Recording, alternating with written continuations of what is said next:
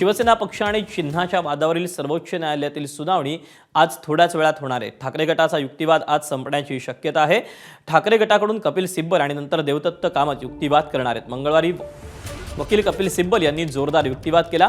या सुनावणीत सिब्बल यांनी विधानसभा अध्यक्ष राहुल नार्वेकर आणि निवडणूक आयोगाच्या भूमिकेवर गंभीर प्रश्न उपस्थित केले। आमदारांच्या अपात्रतेचा निर्णय आधी होणं कायदेशीरदृष्ट्या आवश्यक होतं, परंतु अध्यक्षांनी आणि निवडणूक आयोगानं ही संपूर्ण प्रक्रिया उलट राबवून कायद्याचं उल्लंघन केलं असा आरोप सिब्बल यांनी केला।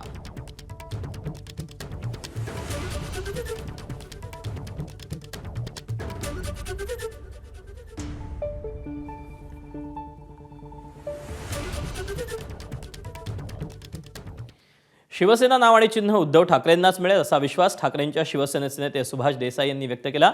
भिवंडीतील ठाकरे सेनेच्या पदाधिकाऱ्यांसाठी मार्गदर्शन सभेत ते बोलत होते।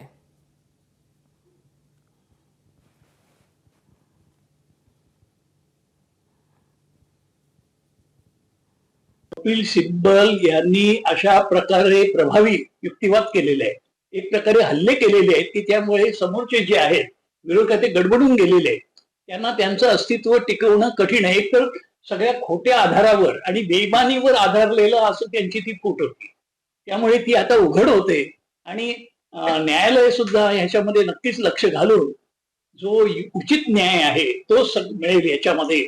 आणि लवकरच आमचं जे गमावलेलं आहे पक्षाचं नाव, पक्षाचं चिन्ह हे आम्हाला मिळेल, उद्धव साहेबांना मिळेल याची मला खूपच आशा नव्हे खात्री वाटते।